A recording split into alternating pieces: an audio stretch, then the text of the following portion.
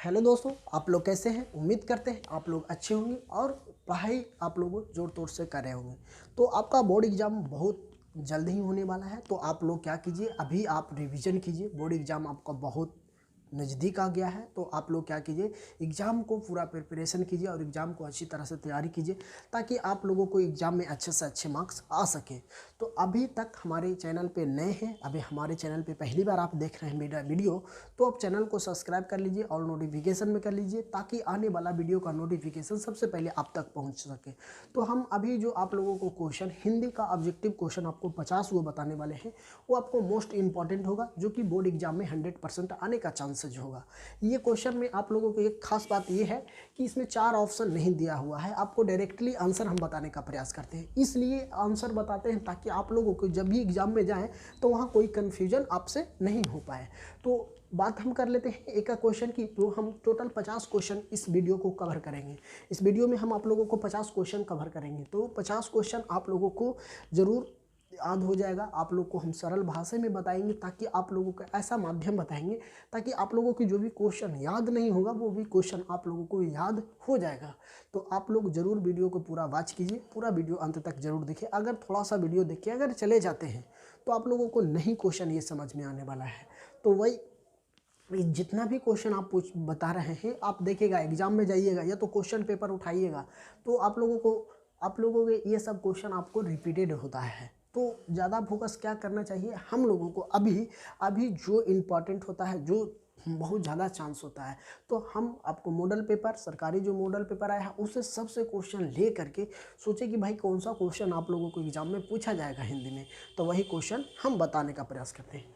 तो चलिए अब हम बात कर लेते हैं फर्स्ट क्वेश्चन की बच्चों। तो मेरा फर्स्ट क्वेश्चन ये है, समझिएगा, हम आप लोगों को एक सरल भाषा में देखिए। कह रहा है ना कि 20वीं के दांत पाठ की विद्या क्या था। विद्या क्या था मतलब जो 20वीं की दांत था उसका विद्या पाठ का क्या कहना था। ये कहानीकार था, ये क्या था, कहानी था। ये क्या था, कहानी था। अब यहाँ कह रहा है विशेषण की विशेषता बतलाने वाले शब्द को कहते हैं, क्या कहते हैं, तो प्रविशेषण कहते हैं, प्रवार्ती विशेषण कहते हैं, जिसको हम बोलते हैं क्या, प्रवृत्ति विशेषण बोलते हैं। क्या बोलते हैं बच्चों, प्रवृत्ति विशेषण बोलते हैं, है ना। तो प्रवृत्ति विशेषण बोलते हैं। नेक्स्ट क्वेश्चन है, हजारी प्रसाद त्रिवेदी द्वारा रचित पाठ कौन सा है। जो हजारी प्रसाद त्रिवेदी जी थे उनके कौन से लिखे हैं, तो नाखून क्यों बढ़ते हैं। अगर यदि आप लोग बुक पढ़े होंगे तो आप लोग बुक में ही देखे होंगे कि नाखून क्यों बढ़ते, इनका लेखक कौन है, तो हजारी प्रसाद त्रिवेदी जी ही हैं। चलिए अब हम बात करते हैं कि सेना साहब की कार की कीमत कितना था। जो सेना साहब थे उनको कार मतलब गाड़ी का कीमत कितना था, तो 7,500 था। कितना था, 7,500 रुपया था। कितना था बच्चों, बात कर लेते हैं, तो 7,500 था। नेक्स्ट है कि परिमाणवाचक विशेषण क्या बोल रहा है। परिमाणवाचक विशेषण है तो क्या है, इसको हम 4 ऑप्शन दिया हुआ रहेगा, थोड़ा बड़ा छोटा मोटा। तो आपको थोड़ा सा ये क्या है, परिमाण विशेषण ये होता है इसका, ठीक है। चलिए अब हम बात कर लेते हैं नेक्स्ट क्वेश्चन कि मोटर को कोई खतरा हो सकता है तो डॉट से, ये क्या था। खोखो ने बोला था, खोखा कौन बोले थे, तो खोखा नहीं बोला था। अगर यदि आप लोग बुक पढ़े होंगे, हिंदी का बुक अगर पढ़े होंगे अच्छी तरह से, तो ये सब क्वेश्चन आप लोगों को समझ में आ गया होगा। चलिए अब हम नेक्स्ट क्वेश्चन करते हैं, बाबा साहेब भीमराव अंबेडकर का जन्म ईस्वी में हुआ था। तो बाबा साहेब अंबेडकर की जन्म, आपको ये यहाँ गलत है। बाबा साहेब अंबेडकर का जन्म कह रहा है कि बाबा साहेब भीमराव अंबेडकर का जन्म कितना ईस्वी में हुआ था। तो बाबा साहेब का जन्म कितना ईस्वी में हुआ था, तो हम बात कर लेते हैं, इसका आंसर वहाँ पे गलत है।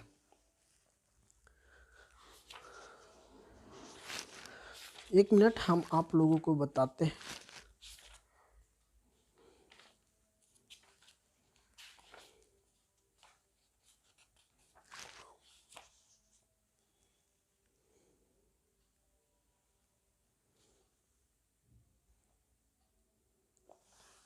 देखिए बाबा साहेब के जन्म 1891 ईस्वी में हुआ था। 1891 ईस्वी में हुआ था। यहाँ खाली स्थान, बाबा साहेब भीमराव अंबेडकर का जन्म कहाँ हुआ था, कब हुआ था, कितना ईस्वी में हुआ था, तो 1891 ईस्वी में हुआ था, ठीक है।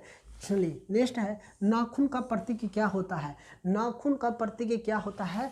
तो प्राविसी वृत्ति, मतलब क्या बोलता है? प्रावर्सी वृत्ति बोलते थे, है ना, वृत्ति का था। किसका था? प्रावर्सी वृत्ति का था। चलिए कह रहा है नेक्स्ट में हम निम्नलिखित में से संज्ञा का भेद, संज्ञा का भेद। तो कह रहा है कि निम्नलिखित में से संज्ञा का भेद आपको व्यक्तिवाचक संज्ञा दे देगा, जातिवाचक संज्ञा दे देगा, द्रवाचक संज्ञा दे देगा, भाववाचक संज्ञा दे देगा। तो व्यक्तिवाचक संज्ञा ये कि क्या है? ये संज्ञावाचक होता है ना, संज्ञा का भेद में आता है। हिंदी का लिखी जाती है, कौची लिखी जाती है? हिंदी को क्या लिखी जाती है? देवनागरी में, देवनागरी लिपि लिखा जाता है। और इससे एक क्लियर चीज़ और हम आपको करना चाहते हैं, जैसे आप लोगों को बोर्ड एग्जाम में जाइएगा तो वहाँ पे आपको लिखा हुआ रहेगा कि हम कौन से माध्यम में उत्तर दें। तो अगर आप इंग्लिश के दीजिएगा, क्या बात हम करते हैं कि अगर अंग्रेजी का पेपर दीजिएगा ना, अंग्रेजी का पेपर दीजिएगा उसमें आप रोमन लिखिएगा, ठीक है, रोमन लिखिएगा। अगर हिंदी के कोई भी, हिंदी हो या तो साइंस की बात कर ले, या तो सोशल साइंस की बात कर ले, या तो हम मैथ की बात कर ले, या तो संस्कृत की बात कर ले, तो अगर इस सब चीज़ में दीजिएगा तो आपको जो लिपि लिखने की बात कहेगा कि लिपि में लिखे, तो आप लिपि में देवनागरी ही लिखिएगा, ठीक है। आप लोगों को क्लियर कर देते हैं कि जब भी आपको लिपि की बात, वहाँ आपको क्वेश्चन पेपर हो, क्वेश्चन जहाँ पे लिखेगा ना कॉपी पे, तो कॉपी में आपको एक चीज़ ये दिया हुआ रहेगा कि लिपि में क्या लिखे, तो लिपि में आप देवनागरी लिखेगा। अगर इंग्लिश छोड़कर, अगर इंग्लिश की पेपर है तो इंग्लिश में आप रोमन लिख सकते हैं, ठीक है। क्या लिखेगा? रोमन, रोमन, इंग्लिश में रोमन लिखे, बाकी सब में देवनागरी ही लिखिएगा, ठीक है। देवनागरी मतलब हिंदी ही भाषा में आंसर हम देंगे, ठीक है। अब कह रहा है नगरी लिपि पाठ के लेखक कौन है? तो नगरी लिपि पाठ के लेखक कौन है? तो गुणकर मूले थे। कौन? गुणकर मूले। ये सब क्वेश्चन आप लोगों को पूछा जाता है। चलिए, ईसा की 14वीं 15वीं सदी के विजयनगर के शासकों ने अपने लेखकों को लिपि को क्या कहे थे? तो नंद, क्या बोले थे कि नंद नगरी, है ना, नंद नगरी बोले थे, है ना। तो ये क्वेश्चन है। चलिए यहाँ का जातिवाचक संज्ञा का उदाहरण नहीं है। विवेकानंद, आपको 4 गो ऑप्शन दिया हुआ रहेगा, विवेकानंद या कुछ भी आपको दिया हुआ रहेगा, जिसमें आपको 4 ऑप्शन में से 3 सही रहेगा, 1 गलत रहेगा। तो विवेकानंद आपको यहाँ पे हम आंसर टिकअप किया, वहाँ पे अपना दिमाग से आप लोग टिकअप करिएगा कि कौन सा होगा, ठीक है। चलिए कह रहा है 12वीं सदी के केरला के शासकों को सिक्का पर ब्रेम कलशम जैसे शब्द ... लिपि में अंकित किया था। तो कौन सी था? देवनागरी में अंकित किए थे। किसमें? देवनागरी में। कह रहा है बहादुर कहाँ के रहने वाला था? जो बहादुर था, बहादुर कहाँ के रहने वाला था? तो बहादुर आप लोगों को नेपाल के रहने वाला था। बात हम कर लेते हैं कि बहादुर कहाँ के रहने वाला था, तो बहादुर नेपाल के रहने वाला था। नेक्स्ट यहीं पे क्वेश्चन है कि बहादुर का पूरा नाम क्या था? अब कह रहा है कि बहादुर का पूरा नाम क्या था? तो दिल बहादुर था। क्या था? दिल बहादुर। बहादुर का कहाँ के रहने वाला था? तो नेपाल के। बहादुर का पूरा नाम क्या था? तो दिल बहादुर था। अब हम यहाँ नेक्स्ट है सर्वनाम के भेद। सर्वनाम के कितने भेद होते हैं? तो सर्वनाम के 5 भेद होते हैं। सर्वनाम के कितने भेद होते हैं? 5। अब यहाँ नेक्स्ट है इत्बाद का अर्थ क्या होता है? उपासना। क्या होता है? उपासना, है ना। इत्बाद का उदाहरण अर्थ होता है उपासना। चलिए, कविता नहीं है, आपको 4 गो बुक थी, 4 गो आपको दे दिया जाएगा। जैसे कि अब हम बात कर लेते हैं हरजाजी प्रसाद द्विवेदी जी का कहानी था, विश्व विख्यात कहानी है। उसी प्रकार से आपको कविता नहीं है, तो कविता कौची? अव्यय नहीं था, है ना। चलिए यहाँ नेक्स्ट है राम नाम बीना बिरथे जग, यह पंक्ति की कौन बोले थे? तो गुरु नानक जी ने बोले थे। कौन बोले थे बच्चों? तो गुरु नानक जी ने बोले थे। यहाँ का है पुरुषवाचक सर्वनाम का भेद नहीं है, निश्चयवाचक। क्या? निश्चयवाचक। चलिए यहाँ का प्रगतिशील साहित्य का संबंध किससे है? तो मार्क्स के विचारों से, मार्क्सों के विचारों से। रामविलास शर्मा का जन्म ... ईस्वी में हुआ था। तो रामविलास शर्मा का जन्म ...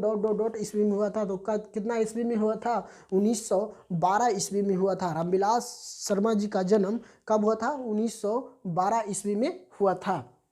अभी ये क्वेश्चन अभी आप लोगों को 1 से लेकर हम 25 क्वेश्चन बताए होंगे, तो 25 क्वेश्चन आप लोगों को याद हो जानी चाहिए, ताकि एक बार में अगर आपको याद नहीं होता है तो वीडियो को दोबारा देखिए, तिबारा देखिए, ताकि आपको इस तरह के एग्जाम में आपको हिंदी ऑब्जेक्टिव आता है तो आपसे कहीं नहीं छूट पाए, ताकि आप लोगों को ऑब्जेक्टिव ही मार्क्स ही आप लोगों का नंबर बढ़ाने में बहुत मदद करेगा। चलिए अब हम बात कर लेते हैं नेक्स्ट क्वेश्चन, क्रमधर्म समास। क्रमधर्म समास क्या है? तो चंद्रमुख है, ये क्या है? क्रमधर्म समास है। बात करते हैं बिरजू महाराज का संबंध किससे था? बिरजू महाराज का संबंध किससे था? तो कथा नृतक से। क्या था? कथक नृतक से बिरजू महाराज का संबंध था। बिरजू महाराज खुद को किसका सरगदन मानते थे? सर्दिक मानते थे। माँ को वो अपने क्या मानते थे? सरगदमी मानते थे। कौन? बिरजू महाराज।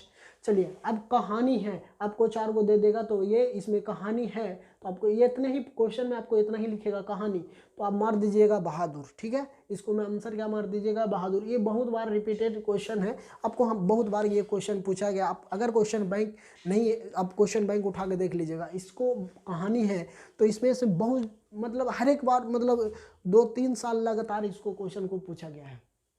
ठीक है, अवज्ञा का पूरा नाम क्या था? तो अवज्ञा का पूरा नाम क्या था? सच्चिदानंद हरिनंदन बल्सलय अज्ञा। ठीक है, तो चलिए अब यहाँ है कि क्रमधर्म समास नहीं है, तो क्या है? चन्नबी। क्या है? चन्नबी। ये क्या है? क्रमधर्म समास नहीं है। बात कर लेते हैं नेक्स्ट क्वेश्चन, हिंदी कविता में प्रयागवाद का सूत्रपद किया है, तो किसने किया था? अवज्ञा ने किया था। क्या हम किए थे? अवज्ञा ने किए थे। इनका आंसर क्या हो जाएगा? अवज्ञा। चलिए अब यहाँ नेक्स्ट क्वेश्चन है कि द्वितीय विश्व युद्ध में परमाणु बम ... पर गिराया गया था। तो द्वितीय विश्व युद्ध में परमाणु बम ... गिराया गया था, तो कहाँ गिराया गया था? परमाणु बम कहाँ द्वितीय विश्व युद्ध में कहाँ गिराया गया था? तो जापान में गिराया गया था। तो कहाँ पे? जापान में। अवज्ञा का किस देश में है? तो अवज्ञा के किस देश में है? तो फ्रांस में है। कहाँ पे है? तो फ्रांस में। इसका आंसर क्या हो जाएगा? फ्रांस में हो जाएगा।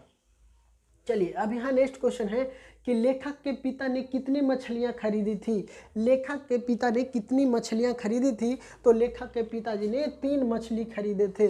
कितने मछली खरीदे थे? तो 3 मछली खरीदे थे। तो कौन 3 मछली खरीदे थे?